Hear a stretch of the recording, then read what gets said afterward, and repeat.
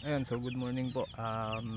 May ano tayo ngayon dito, 2 months old na sisiw. Ayan, hindi ko alam kung mycoplasma o coryza to. Yan, sinubukan po natin siyang gamutin ng 1 linggo na, mga commercial na gamot. Napansin ko na yung mga powder na halo sa tubig is hindi talaga siya tumalab.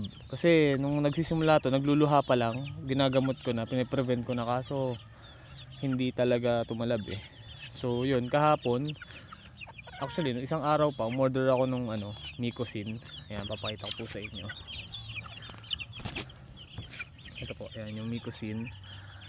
Nakita ko to sa YouTube ko nung nagsesearch ako nung sa Coryza. Ayan, yan yung lumabas. So itatry natin to ngayon. Ayan siya, pang Coryza, mycoplasma. Yan, so para malaman natin. Tapos ito yung day 1. Ito mga boss, may dalawa pa ako ditong 3 months old. Ayan, ito nagsisimula na rin tong magluha. Tapos yung isa is medyo namamaga naman yung mukha niya. Ayan, tapos nagluluha din. Nakita yung madungis yung mukha niya. Ayan, namamaga-maga na yan, tapos nagluluha. Nag-start na yan. So, ganun din.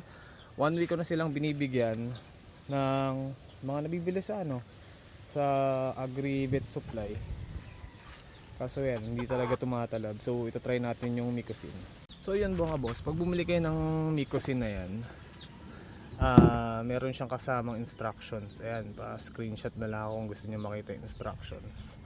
Ayan yun. So ano siya, 15 na patak sa 250 ml pag 1 to 4 months. Since 2 months yun, yung una kong pinakita sa video, tapos yung dalawang nakakulong is 3 months. So 15 na patak sa 250 ml. So yung isang ganito, 1 litrong tubigan to, hinati ko lang. So 500 ml yan. Ang gagawin natin is 30 na patak. Subukan natin. Yan boss. So 13 na patak ng Micocin. 1, 2, 3, 4, 5, 6, 7, 8, 9, 10, 11, 12, 13, 14, 15, 16, 17, 18, 19, 20. So training natin sila. Tapos update ko po kayo bukas. Kasi nakalagay dito sa instructions. Yan, uhawin daw muna.